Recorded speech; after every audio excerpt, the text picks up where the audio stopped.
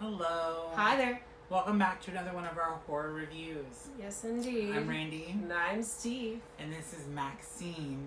Part 3. Part 3. All because of me, I guess. Yes. Look at me rhyming in all these videos. Unintentionally. Okay. I'm just such a problem. I'm sorry. I can talk about these movies endlessly because there's so many details. We want to get it right. So you can go watch the movie. I want to get it right. Well, he wants to get it right. I want to get I just everything. want to tell you about the movie. He wants to tell you about his version of the movie. I want to tell you about what actually happened Yeah. in detail. Exactly. So we were talking about her, well, so we decided since we have a whole extra 10 minutes, we talk about, I guess, a little bit more about first of all, a little bit more about this reveal. So if you followed through so far with the first 2 parts, we talked about this movie and then got around to talking briefly about what happens in the 3rd act, with the reveal. So we find out, ta-da, surprise, spoilers, it's Dad. It's MaXXXine's dad. It's Daddy. It's Daddy. The priest that was on the TV. In X. Yeah. At the end of the movie. It's actually the same actor too. And he has a sacrilegious thing. He had Kevin make him work for him to get him around He's to kinda get creepy. He's actually really creepy. And he's just a creeper. And he's got like a cult following. He does, and he has with guns. He uses Kevin Bacon to kind of like hunt down her friends to go after them, so the way it slowly gets her out of hiding to find out who she is.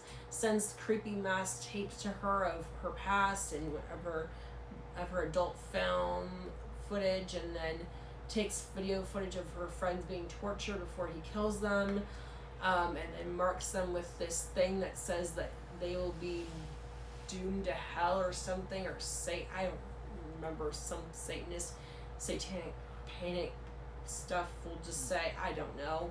I did think it was random that her dad was a killer just because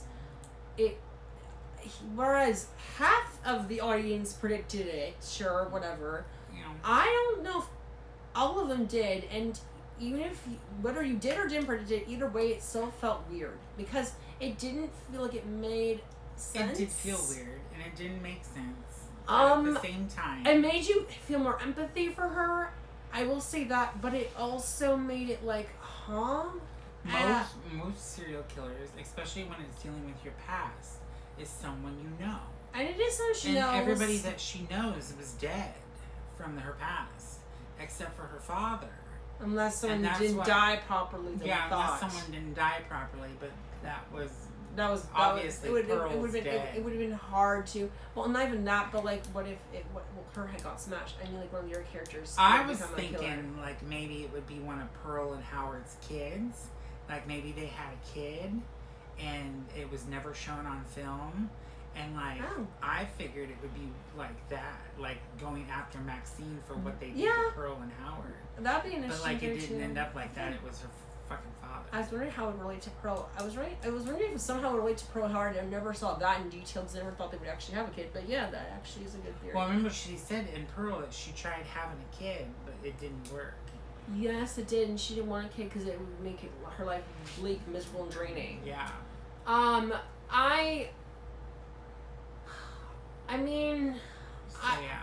MaXXXine as a character, she was still badass. There's a scene, my favorite scene in this movie is a scene in the back alley where God. Where this guy comes at her with a knife, like, you can run. My God. He hunts her down the alley, and there's like this gate. It's closed because she's trying to make it an escape back to the the video store. And he's like, you run, you can't hide, but you can never run away, or you can never get away or something. It's like a cop-out for the killer. And then she's like, drop it, Buster. And then she basically has him suck her gun like sexual stuff. Like a fellatio. Like a fellatio, yeah. And then she's like, strip naked. Oh, well, she says strip. She says strip she first. Makes him strip naked. We're just gonna tell you all the, I guess, dirty details because that's what we're doing. Not even gory details. This is like X-ray she makes him details. strip naked, gets on the floor. Yeah, and then she proceeds to go, you know what I did to the last person that tried to kill me? I crushed her fucking skull.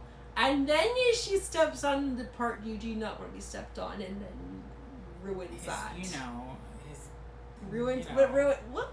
Bowling balls.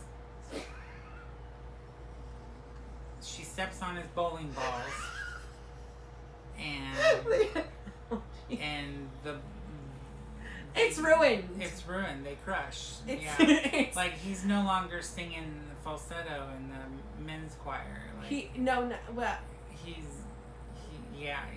That would make him sing falsetto. That would make him sing falsetto. Yeah, you got wrong. Yeah. Yeah, that's how they made you sing falsetto. Yeah, he bled out probably from that. I mean, they never show him dead. Probably dead. He's probably dead. Cause that's almost worse than eyeball torture. Cause, in a way, but it's visually less bothersome to me. Actually, it's actually hilarious. It's my favorite scene because it's just so effing hilarious. And it showed how badass MaXXXine was. So, I think the ending of this movie, I mean, yeah, it shows a big shootout. I don't know why that scene felt like it was rushed.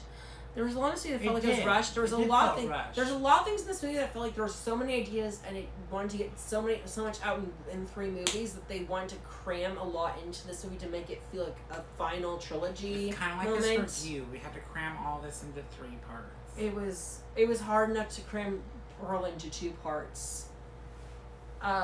Justice for Pearl Part 3, but we're not going to do it. But I mean, honestly, since we did with X and MaXXXine, might as well have at that point, but we didn't. So, you know, there's just so much, but the ending, so much to be said. That's probably why I knocked it down a star. Lily Collins' body gets discovered in a suitcase.